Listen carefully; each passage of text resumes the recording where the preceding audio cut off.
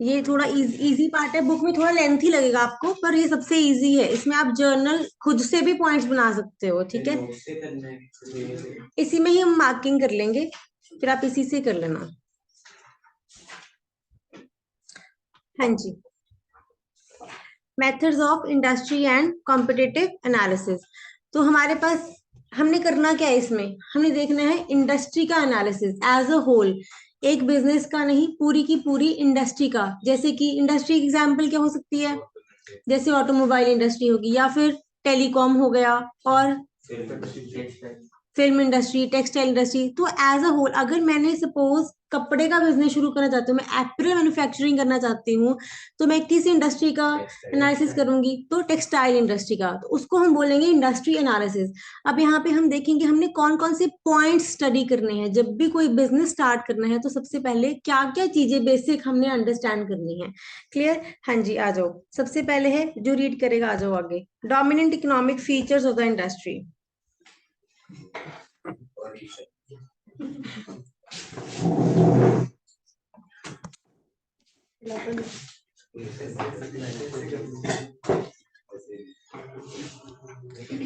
जो मैंने अभी मार्क किया है आप वो रीड कर दो।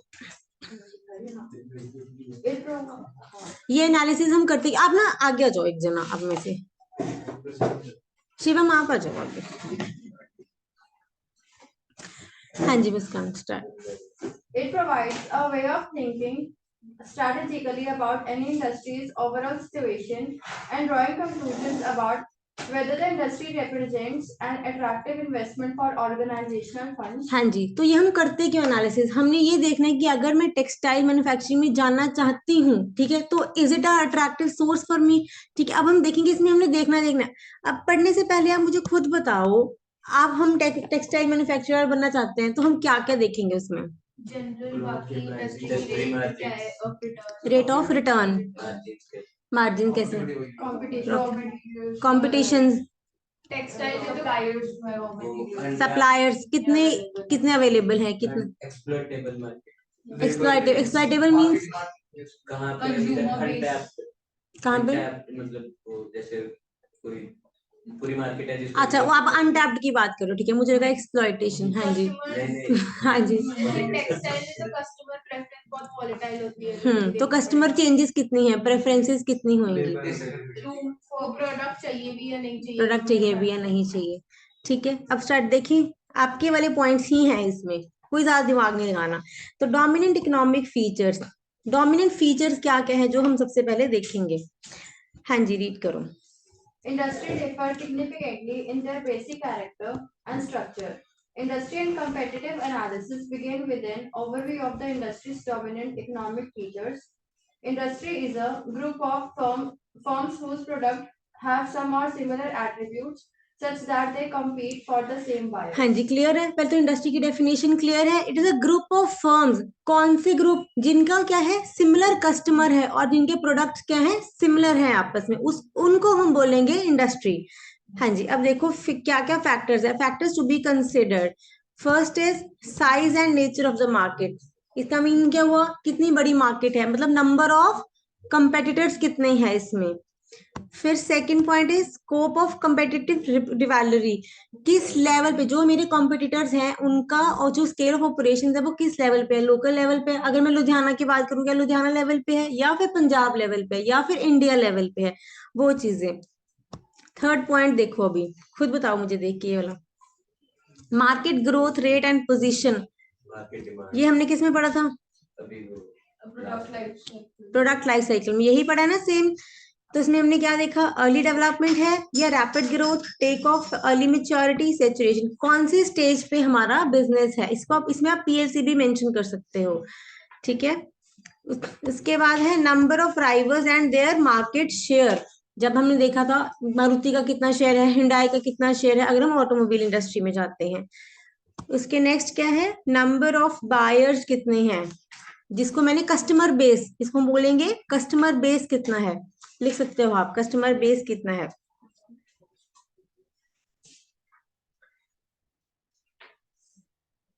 Then is the types of distribution channels used to access the consumers. Distribution channel means किस तरीके से आप ट्रांसपोर्टेशन, कैसे आप कस्टमर को सेलिंग करते हो? आप डायरेक्ट स्टोर खोल के, रिटेल है या होलसेल है, ऑनलाइन डिलीवरी कर रहे हो, ठीक है, डायरेक्ट B2C डिलीवरी है, वही चैनल्स आपने डिसाइड करना है। यहाँ पे आप क्या देखोगे, चैनल डिलीवरी चैनल्स क्या होंगे। उसके बाद क्या है, पेस ऑफ टेक्नोलॉजिकल चेंज, जो हमने अभी बोला कि कपड़ों में देखते हैं तो स्टाइलिंग चेंज होती है, तो ये उसमें हम बोलेंगे फैशन चेंज होएगा, ठीक है। न्यू प्रोडक्ट इंट्रोडक्शन, कितनी न्यू प्रोडक्ट इंट्रोडक्शन मिलती हैं हमें। अगर या फिर कोई टेक्नोलॉजिकल बिजनेस है, अगर हम बोलें कि कंप्यूटर्स का हमारा बिजनेस है, तो हम उसमें टेक्नोलॉजी देखेंगे, क्या क्या नई टेक्नोलॉजी आ गई। मोबाइल का बिजनेस है तो हम देखेंगे भी 5G आ रहा है, तो 5G टेक्नोलॉजी अडॉप्ट करनी पड़ेगी, ठीक है। तो न्यू टेक्नोलॉजी चेंजेस। इसके बाद whether the products and services are highly differentiated, weakly or essentially identical, क्या मेरा प्रोडक्ट और कॉम्पिटिटर का प्रोडक्ट एक जैसा ही है, सिर्फ टैग का फर्क है, जैसे हम LCDs में बोलते हैं कि सब सेम है, सिर्फ मार्क का फर्क है, सोनी की ले लो, MI की ले लो, बिल्कुल सेम है, बट लेकिन प्राइसिंग का बहुत ज्यादा फर्क है। तो वो चीज हमने देखनी है कि डिफरेंशिएट कैसे करेंगे कस्टमर्स मेरे प्रोडक्ट को। हाईली डिफरेंशिएटेड हो गया मीन्स पूरा, एक मिनट, एक पूरा डिफरेंशिएट हो गया, एक हो गया वीकली, मतलब बिल्कुल ही पता नहीं चल रहा। इसेंशियली आइडेंटिकल मतलब बिल्कुल एक जैसा ही है, सिमिलर ही है, जैसे LED की एग्जांपल ये, वो इसेंशियली आइडेंटिकल ही है। हाँ जी, नेक्स्ट देखो, रीड करो। Whether organization can realize economies of scale in purchasing, manufacturing, transportation, marketing और advertising। ये आपका जर्नल पॉइंट हो गया कि हम देखेंगे कि क्या हमें इकोनॉमीज ऑफ स्केल मिल पाएगा। इकोनॉमीज ऑफ स्केल कैसे मिलता है हमें, ज्यादा प्रोडक्शन से, ठीक है। नेक्स्ट पॉइंट देखो, whether key industry participants are clustered in a particular location, for example lock industry in Aligarh, sarees and diamonds in Surat, information technology in Bangalore। ठीक है, चलो मैं बोलती हूँ इंफॉर्मेशन टेक्नोलॉजी, हम कहते हैं IT सेक्टर सारा कहाँ पर है, बैंगलोर में है, तो इससे मुझे क्या फायदा होएगा। अगर अब मैं, तो अगर मैंने सपोज IT बिजनेस शुरू, अगर मैंने IT बिजनेस में इंटरेस्टेड हूँ शुरू करने में, तो क्या मेरे लिए फिजिबल होएगा पंजाब में शुरू करना या बैंगलोर जाके, क्यों? बैंगलोर तो वहां पे रिसोर्सेज हैं, मेनली रिसोर्सेज हैं जो मुझे मेरी बिजनेस के लिए रिलेटेड है, लेबर मुझे इजीली मिल जाएगी, एम्प्लॉयज इजीली मिल जाएंगे वहां पे, ठीक है, वो चीज। Same as in diamond and saris in Surat, अगर वो बिजनेस करना, हम कहते हैं ना क्लस्टर्ड क्यों है, क्योंकि वहां पे सारे रिसोर्सेज उनको वहीं वैसे मिल जाते हैं, तो वो चीज है। कंपटीशन भी तो होगा, जैसे मार्केट कंपटीशन तो कस्टमर के साथ ही है। मैन्युफैक्चरिंग, हम मैन्युफैक्चरिंग की बात कर रहे हैं कि मैन्युफैक्चरिंग एक ही जगह पे हो रही है वहां पे, वो चीज ऑब्वियसली कंपटीशन बढ़ेगा ही जब एक ही जगह पे मैन्युफैक्चरिंग होएगी तो, ठीक है। हाँ जी, आगे देखो, कौन सा पॉइंट करोगे आगे, और कैपिटल रिक्वायरमेंट कर ले, किस बिजनेस में ज्यादा कैपिटल चाहिए वो क्या हो जाएगा, अनअट्रैक्टिव हो जाएगा हमारे लिए। एंड लास्ट फिर वही आपका वही पॉइंट क्या आ जाएगा, इंडस्ट्री प्रॉफिटेबिलिटी हम देखेंगे कि मार्जिन जितने मैंने करा दिए, ठीक है, तो मार्जिन देखेंगे, इंडस्ट्री प्रॉफिटेबिलिटी देखेंगे। हाँ जी, क्लियर। नेक्स्ट आ जाओ आप, next point is nature and strength of competition. इसका क्या मीनिंग हुआ, कितना स्ट्रेंथ है कंपटीशन, स्ट्रॉन्ग कंपटीशन है या फिर बिल्कुल ही नहीं है या फिर थोड़ा सा कंपटीशन है, ठीक है। चलो एक बार इसको रीड कर दो आप। An important component of industry and competitive analysis involves delving into the industry's competitive process to discover what the main sources of competitive pressure are and how strong each competitive force is. This analytical step is essential because manager cannot devise a successful strategy without in-depth understanding of the industry's competitive character. Even though competitive pressures in various industries are never precisely the same, the competitive process works similarly enough to use a common analytical framework in gauging the nature and intensity of competitive forces। हाँ जी, जब हमने देखना है कि मेरी industry में कितना competition है, तो मैं क्या करूंगी, कॉम्पिटिटिव प्रोसेस लगाऊंगी, और इसके लिए मॉडल किसने दिया है, पॉटर्स 5 फोर्स मॉडल, या 5th चैप्टर में बहुत डीपली पढ़ोगे पॉटर्स 5 फोर्सेस मॉडल। किसने पढ़ा है पहले पॉटर्स 5 फोर्सेस मॉडल। 5 फोर्सेस क्या है इनकी, जैसे bargaining power of suppliers, bargaining power of buyers, substitute product, rivalry, entry of new entrant, तो ये है मेरे 5 फोर्सेस मॉडल। तो जिस बिजनेस में ये पांचों बहुत ज्यादा होंगे वहां पे इंटेंसिटी क्या हो जाएगी, बहुत ज्यादा हो जाएगी। ठीक है, अब बस आपने इसमें यही मेंशन कर देना है पॉटर्स 5 फोर्स मॉडल एंड क्यों जरूरी है हमें, ताकि हम एक सक्सेसफुल स्ट्रैटेजी डिजाइन कर सकें। फिर देखो आपका पॉइंट आता है ट्रिगर्स ऑफ चेंज। कई बार आपको डायरेक्टली 3 मार्क्स में भी पूछ लेता है what are triggers of change. इसमें पूरा क्वेश्चन नहीं डायरेक्ट क्वेश्चन पूछेगा, इसके पॉइंट्स में आपको क्वेश्चन पूछेंगे। ठीक है, आप देखो ट्रिगर्स ऑफ चेंज क्या होएगा, क्या हो सकता है।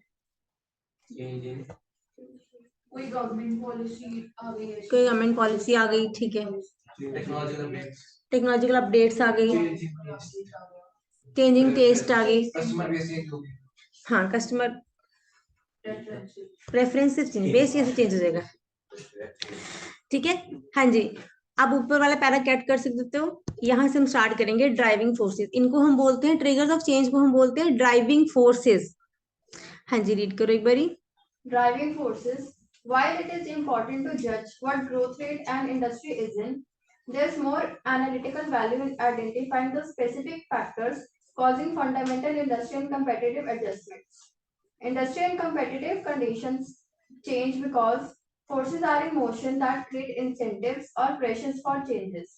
The most dominant forces are called driving forces because they have the biggest influence on what kind of changes will take place in the industry structure and competitive environment. हाँ जी, ये मेरी industry पे चेंजेस क्या आएंगे जो industry को हिला के रख सकते हैं, ऐसी चेंजेस जो मेरी इंडस्ट्री को हिला के रख सकती हैं। सपोज अगर टेलीकॉम में 5G शुरू हो गया तो क्या 4G की कोई वैल्यू रहेगी, 3G की नहीं। तो ऐसा ट्रिगर जो मुझे लेके ही आना पड़ेगा, तो इससे क्या होएगा, मेरा पूरा स्ट्रक्चर चेंज होएगा। तो पिछले पुराना सारा बिजनेस मेरा खत्म हो जाएगा, अब नया ही मुझे स्टार्ट करना पड़ेगा। सपोज इलेक्ट्रिकल व्हीकल की ही अगर डिमांड हो गई तो उससे क्या होएगा, पेट्रोल कार्स बंद, डीजल कार्स बंद, क्या चलेगी, सिर्फ इलेक्ट्रिकल व्हीकल कार्स। ऐसे पहले आप ये पढ़ो, फिर आपको थोड़ा और क्लियर होएगा। एग्जांपल्स देखो, examples of journal driving forces. The internet and e-commerce creating opportunities and threats in the industry, increasing globalization, more FDI and global competition. हाँ जी, पहले तो इंटरनेट ही हो गया, internet is a driving force, internet से ही बहुत सारी changes पहले तो हमें लगानी पड़ जाती हैं। फिर ग्लोबलाइजेशन, क्योंकि बाहर से जो कंपटीशन आएगा, या फिर changes in the long term industry growth rate. Growth rate में चेंज हो गया कि अब इंडस्ट्री की ग्रोथ ही नहीं, जैसे बोला कि 4G की ग्रोथ बंद हो जाएगी क्योंकि अब 5G शुरू होने वाला है।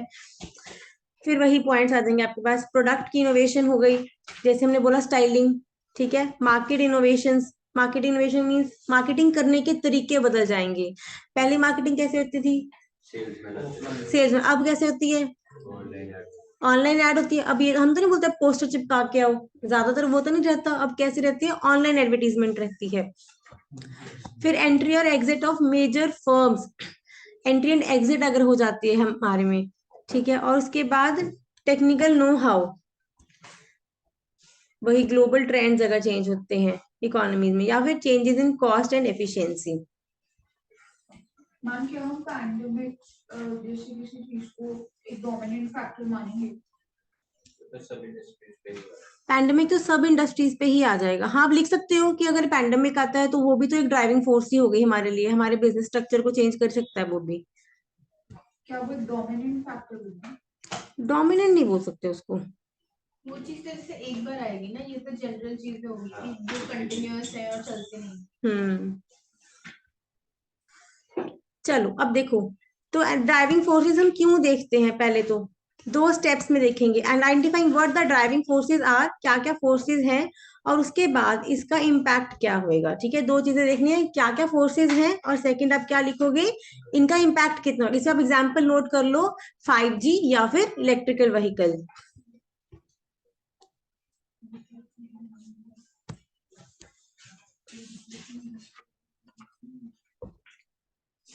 हाँ जी, अब देखो, जो आप लिख रहे थे ना कॉम्पिटिटिव लैंडस्केप में ग्रुप ऑफ, तो वहां पे हम ग्रुप नहीं बोलते, वहां पे हम बोलेंगे कि बिजनेस एनालिसिस टूल बोलते हैं। अगर ग्रुपिंग करनी है तो यहाँ पे मैं आपको बताऊंगी ग्रुप मैपिंग क्या करनी है, स्ट्रैटेजिक ग्रुप मैपिंग करेंगे। हाँ जी, यहाँ पे अब इसमें हम क्या देखेंगे, ग्रुप मैपिंग किसकी करेंगे, हमारे कॉम्पिटिटर्स की।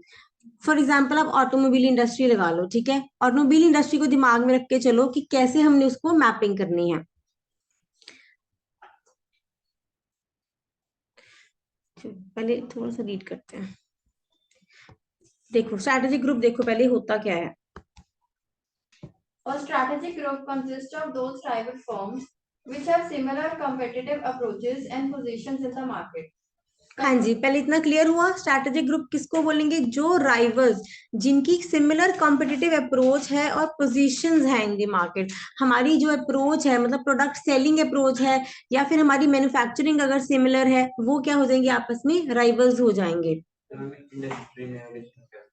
वही इंडस्ट्री ही, सेम इंडस्ट्री, इसको अपनी सेम इंडस्ट्री ही याद रखना है, जो सेम इंडस्ट्री में ही हमारा जो है कंपटीशन जो है ग्रुप करेंगे।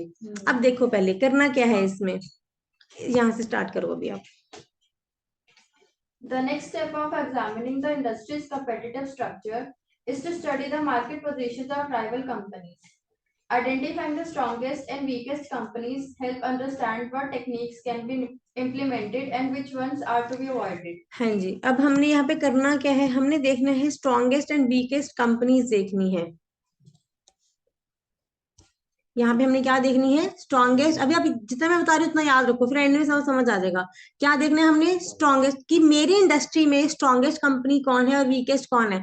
ऑटोमोबाइल की बात करते हैं, ऑटोमोबाइल में कितनी कंपनीज के नेम पता है आपको? कौन कौन सी हैं? हम्म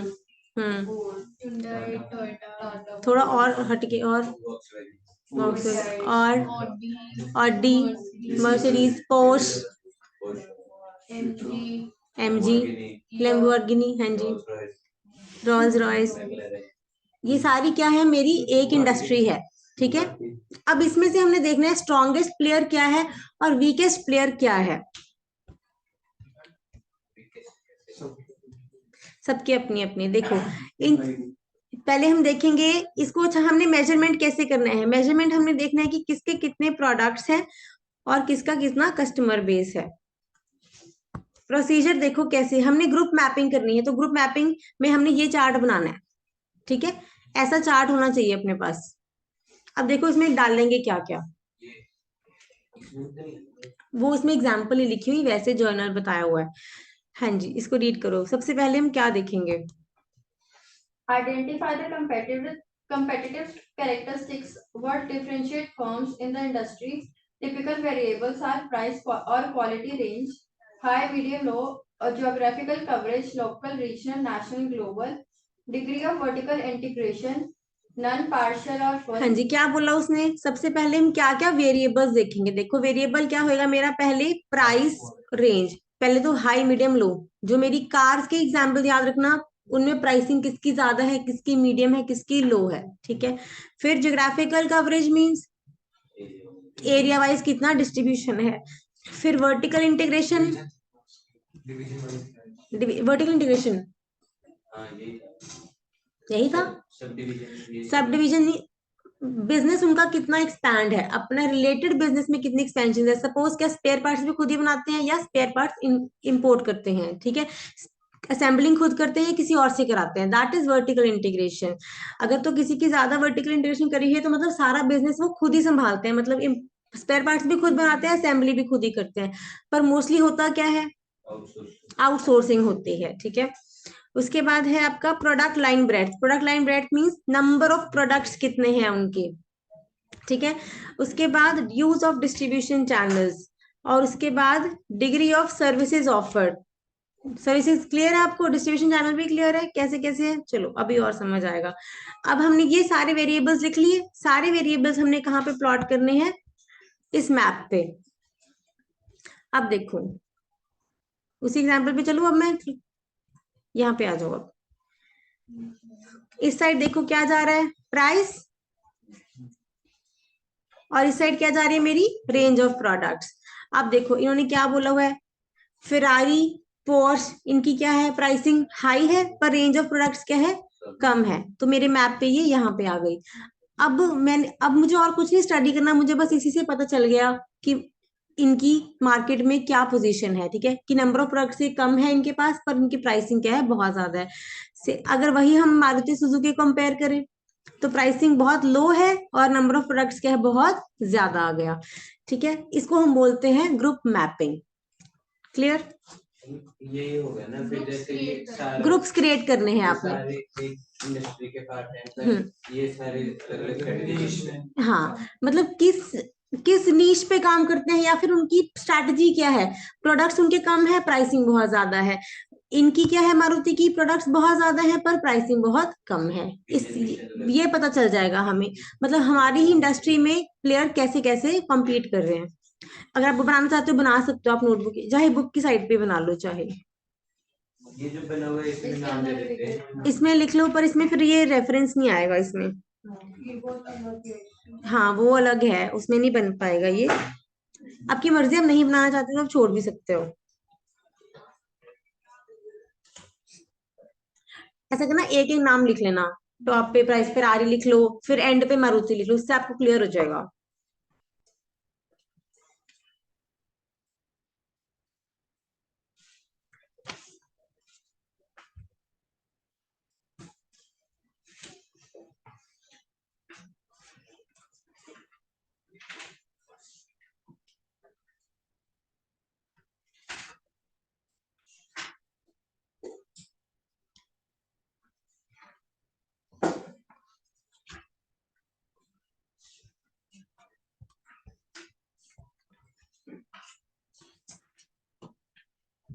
हाँ जी, अभी नेक्स्ट पॉइंट पे आ जाओ। अब क्या हमने देखना है, likely strategic moves of rivals. ये पॉइंट कहाँ देखा था हमने?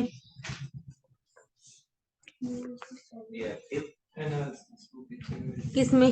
कॉम्पिटिटिव लैंडस्केप के पॉइंट्स में हमने देखा था ना कि कॉम्पिटिटर्स क्या करने वाले हैं, एंटिसिपेशन करना, कि हमने देखना है कि कॉम्पिटिटर्स क्या मूव लेके आने वाले हैं, वो चीज हमने पहले देखनी है। हाँ जी, कर लो इसको। Unless a business organization pays attention to what competitors are doing, it ends up flying blind to competitive battle. A company can't expect to इसमें आपने सिर्फ कॉम्पिटिटिव इंटेलिजेंस का रेफरेंस दे देना है। कहाँ पे आ गई? वो छोड़ दो, अब यहाँ से पढ़ो। इसमें हम क्या बोलेंगे, स्ट्रैटेजी लाइकली मूव कैसे हम पता करेंगे, अपनी कॉम्पिटिटिव इंटेलिजेंस लगा के। ठीक है, ताकि हमें पता चल जाए कि कंपटीटर्स क्या करने वाले हैं और उससे मेरी कंपनी पे क्या इफेक्ट आने वाला है। ये आप मार्क कर लो।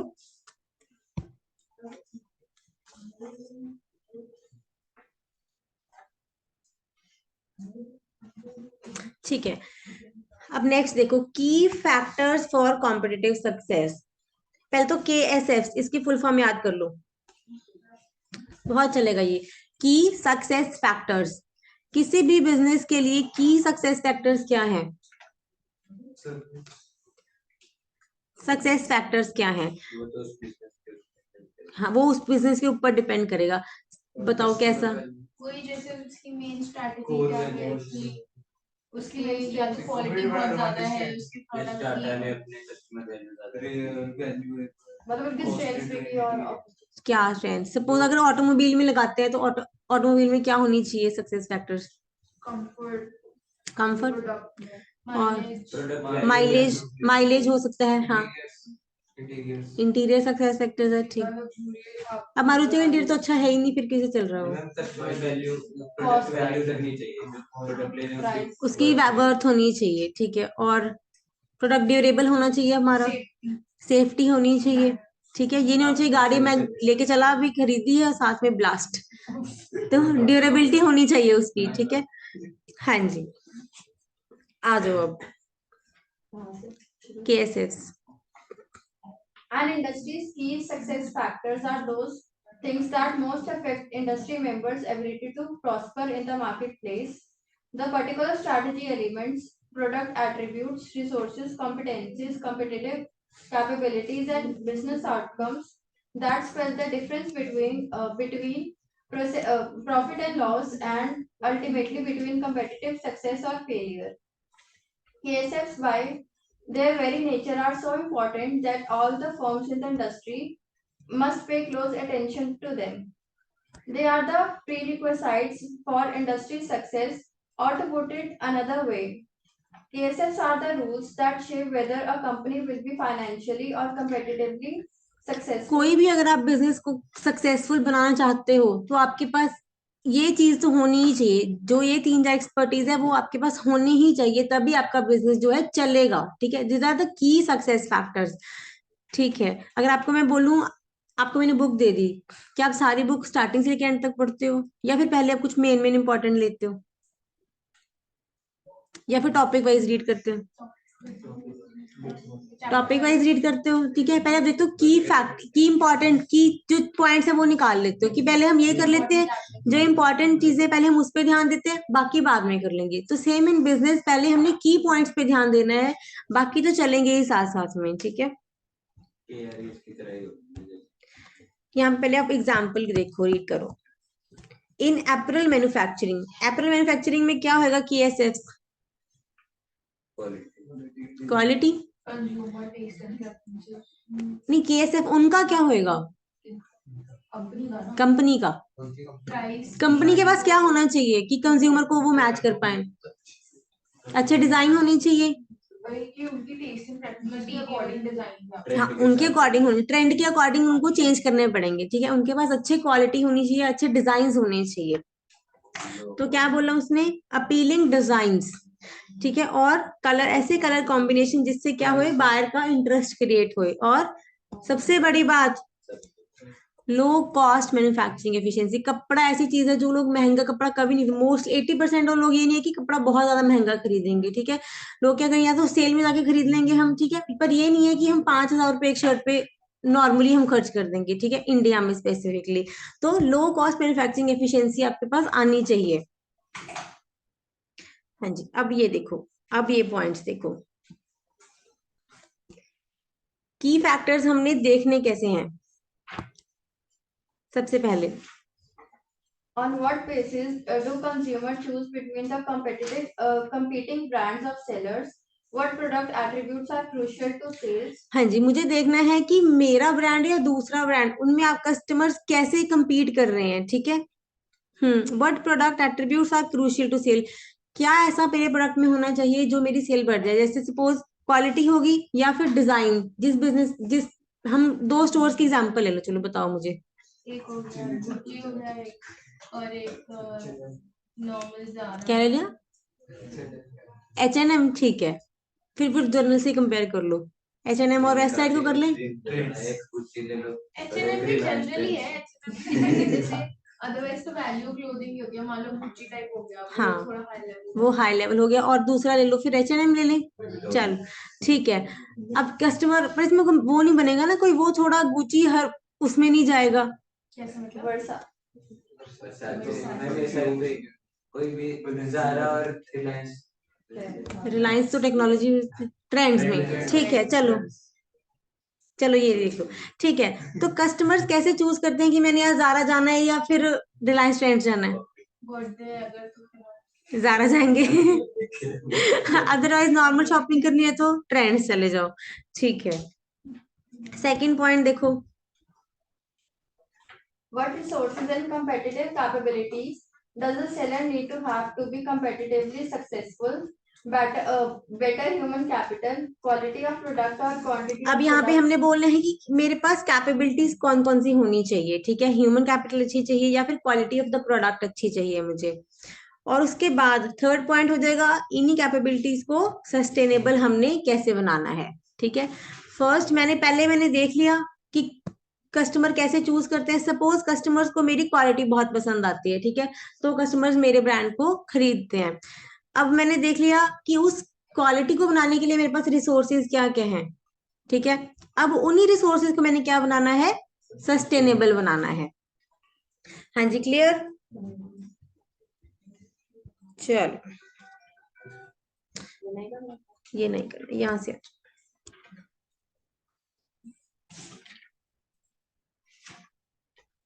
हम ये कर सकते हैं इतना चीज कि केएसएफ जो है, जिसके पास केएसएफ अच्छे हैं उनके पास क्या होगी, मार्केट पोजीशन बहुत अच्छी होगी, और हमें कॉम्पिटिटिव एडवांटेज मिल जाएगी। केएसएफ मुझे क्या देंगे, एक कॉम्पिटिटिव एडवांटेज देंगे। अब लास्ट पैरा आ जाओ। अब वही बात आ गई, हर इंडस्ट्री की क्या होगी, केएसएफ अलग होंगे। मोबाइल की इंडस्ट्री की केएसएफ अलग होंगे और एप्रिल के अलग होंगे। हाँ जी, Key success factors vary from industry to industry and even from time to time within the same industry as driving forces and competitive conditions change. जैसे मेरी ड्राइविंग फोर्सेस अलग हैं वैसे ही मेरी केएसएफ अलग हैं। हाँ जी, कर दो read. Only rarely does an industry have more than 3 or 4 key success factors at any time. And even among these 3 or 4, 1 or 2 usually outrank the others in importance.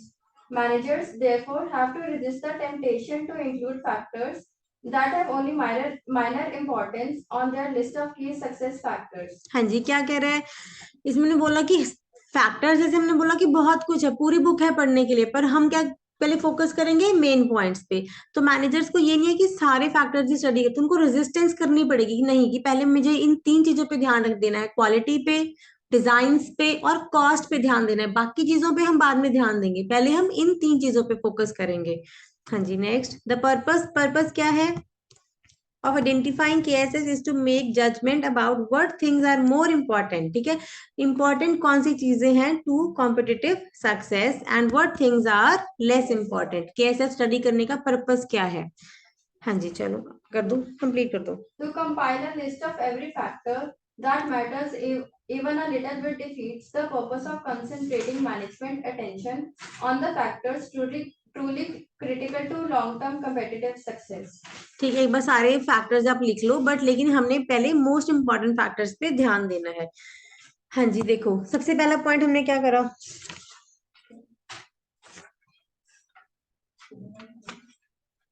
सबसे फर्स्ट पॉइंट क्या है? क्या हो गया, मिल नहीं रहा? पहले हमने क्या देखे, डोमिनेंट फीचर्स देखे। ठीक है, फीचर्स में देखा कितनी कंपटीशन है, कितनी रिवाइलरी है, क्या क्या मेरे पास स्कोप है। सेकंड पॉइंट में हमने क्या देखा, स्ट्रेंथ ऑफ कंपटीशन कितना है, बहुत ज्यादा या फिर कम। थर्ड पॉइंट में क्या आइडेंटिफाई करना, ठीक है, strongest and weakest competitors. Strongest means सबसे बड़ा कॉम्पिटिटर कौन है, और वीकेस्ट कौन है? मारुति सबसे बड़ा है, और वीकेस्ट में किसका लोगे, फोर्ड को। हाँ, वही हो गया। अब no competition means weakest competition, General Motors जगा लो। ठीक है, उसके बाद फोर्थ पॉइंट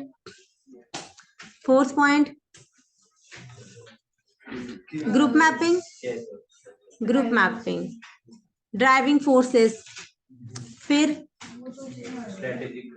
ग्रुप मैपिंग करी, फिर लास्ट मूव्स ऑफ राइवल। अब लास्ट पॉइंट में हम देखेंगे केएसएस देख लिया। अब हमने सारा कुछ देख लिया, अब एंड में हम क्या निकालेंगे, एक कंक्लूजन कि क्या मुझे एक एपरल मैन्युफैक्चरर बनना है या नहीं है। तो कैसे निकालेंगे ये? सब चीजों को इकट्ठा कर देंगे।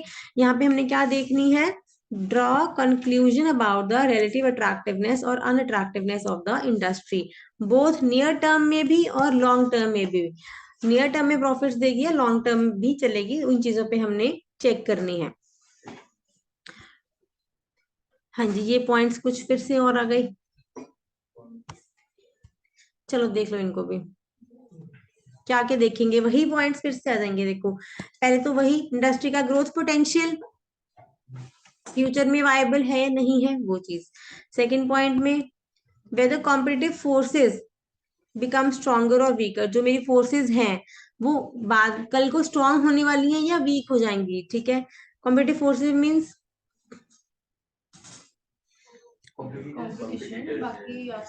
आसपास का कंपटीशन। ठीक है, फिर थर्ड पॉइंट क्या आ गया, प्रॉफिट के ऊपर। ठीक है, उसके बाद यहाँ पे देखो, इसका मुझे डिफरेंस बताना। कॉम्पिटिटिव पोजीशन क्या लगता है मेरी, स्ट्रांग होएगी या वीक होएगी? मुझे क्या लगता है कि अगर मैं आज बिजनेस शुरू करती हूँ तो क्या 5 साल में मेरी पोजीशन और स्ट्रांग हो जाएगी, या फिर जितनी है वो भी खत्म हो जाएगी? स्ट्रांग हो जाएगी। वो किस पे डिपेंड करेगा? ठीक है, उसके बाद ये कर लो आप, डिग्री ऑफ रिस्क। उसके बाद आप करो सिवियरिटी ऑफ प्रॉब्लम्स, ऐसी प्रॉब्लम जो पूरी इंडस्ट्री के ऊपर आ सकती हैं। गवर्नमेंट रेगुलेशंस, या फिर रॉ मटेरियल की अवेलेबिलिटी। इंडिया में सपोज सारा रॉ मटेरियल इंपोर्ट हो रहा था मेरे बिजनेस का, अभी गवर्नमेंट ने इंपोर्ट बंद कर दिया, तो पूरी इंडस्ट्री को इफेक्ट हो जाएगा। ठीक है, ऊपर वाले कौन से document? ये वाला पूछ रहे हो? नहीं बस मार्किंग कर अच्छा कर लो। पहले 4 फिर 5।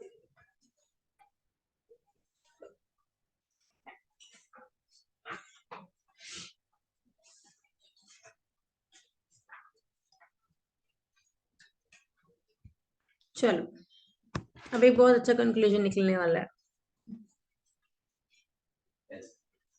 रीड करो। As general proposition, if an industry's overall profit prospects are above average, the industry can be considered attractive. If its profit prospects are below average, it is unattractive. However, if it is a mistake to think of industries तो सबसे पहले हमने इतने factors देख लिए, पर इसने and में कंक्लूजन किस पे दिया? प्रॉफिट के ऊपर। ठीक है, कि कहता अगर हमें लगता है कि प्रॉफिटेबिलिटी अबव एवरेज है तो हम बोलेंगे ठीक है अट्रैक्टिव है, अगर नहीं है तो अनअट्रैक्टिव बोल देंगे। ठीक है, आगे। However, it is a mistake to think of industries as being attractive or unattractive to all firms in the industry and all potential entrants. ठीक है, अब हम कहते हैं जियो टेलीकॉम में आ गया, ठीक है, तो जियो ने मार्केट शेयर ले लिया, पर अगर कोई और होता नहीं चलता, क्यों? जियो ने मार्केट ऑन करा। जियो ने क्या करा? लाइसेंस चाहिए था क्योंकि बहुत पहले डिस्ट्रीब्यूट हुए थे, अच्छा ठीक है, और तो वो इसी को मिलता है। मार्केटिंग बहुत उन्होंने, जियो के पास ऐसा था, क्या था जो Already उनके पास अंधा पैसा, हाँ, cash cow already market position भी थी बहुत अच्छी। ठीक है, तो क्या कोई और होता तो हम कहते हैं कि उनके लिए हम सोच में पड़ गए कि नहीं हो पाता। तो इसका यही कंक्लूजन है कि कंक्लूजन इसका यही है कि कोई भी बिजनेस किसी के लिए अट्रैक्टिव हो सकता है, पर सेम बिजनेस हो सकता है दूसरे के लिए अनअट्रैक्टिव हो। तो हम ये नहीं कह सकते कि अगर मुझे टेक्सटाइल का बिजनेस अच्छा लग रहा है तो आपको भी वो अच्छा लगे। ठीक है, वो हम अपनी रिसोर्सेज पे देखेंगे, अपनी स्ट्रेंथ्स पे देखेंगे, अपनी कैपेबिलिटीज पे देखेंगे कि क्या मेरा बिजनेस मुझे अट्रैक्टिव लग रहा है या नहीं लग रहा। चलो, अब इनकी एग्जाम्पल पढ़ना, फिर मुझे एग्जाम्पल खुद रीड करके फिर मुझे बताओ समझ आया।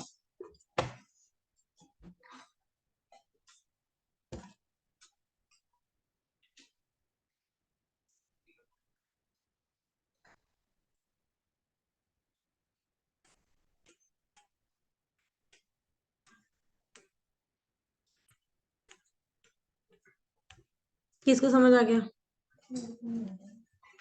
नॉर्मली होता है कि आप फॉरेन कंट्रीज में वो बॉक्सेस रख देते हैं जिसमें डिस्कार्डेड क्लोथ्स होते हैं ना, तो उसमें से लोग अपने आप उठा के ले जाते हैं। बट नॉर्मली जैसे हमारी कंट्रीज है इंडिया में वैसा नहीं हो सकता, क्योंकि ऑलरेडी प्राइसेस इतने लो होते हैं तो लोग उन्हें भी बेचते हैं, बट फॉरेन कंट्रीज में नहीं खरीदते हैं, वो उन बॉक्सेस में से ले जाते हैं। नहीं ये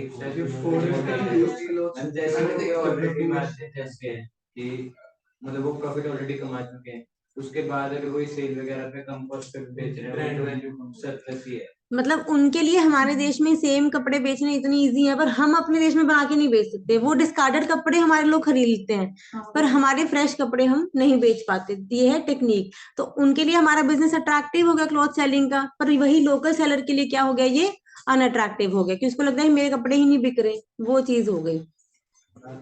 इसको थोड़ा सरकास्टिक वे में लेके देखो क्या कहना चाहिए। नॉर्मली तो अगर ब्रांडेड भी हो जाए, अगर पुराना भी है तब भी वो लोग खरीद रहे हैं। अगर लोकल, अगर हम कहते हैं बाहर से आया तो लोग खरीद रहे हैं, ठीक है, अगर लोकल मेड है फिर भी नहीं वो खरीद रहे उस चीज को, उसकी ब्रांड वैल्यू है। तो सेम है जैसे हमने बोला था, attractiveness is relative not absolute. सबके लिए सिमिलर नहीं है, किसी को अट्रैक्टिव लग भी सकती है, किसी को नहीं भी लग सकती है। पहले था जनरल प्रॉपोजिशन, तो अबव एवरेज कैसे है इंडस्ट्री की प्रॉफिटेबिलिटी की, इन्होंने वही ना यहाँ पे प्रॉफिट ले लिया ना। अगर अगर मुझे फ्यूचर में प्रॉफिट दिख रहा है कि अबव एवरेज आएगा, मतलब इंडस्ट्री की प्रॉफिट सपोज 10% है, मुझे लग रहा है मैं इससे 15% कमा लूंगी, मुझे लग रहा है नहीं, प्रोस्पेक्टस मुझे फील हो रहा है कि हाँ मैं कर लूंगी, तो मेरे लिए वो अट्रैक्टिव हो जाएगी। ठीक है जी, तो यहाँ पे हमारे पॉइंट्स कंप्लीट होते हैं यहाँ। ठीक है।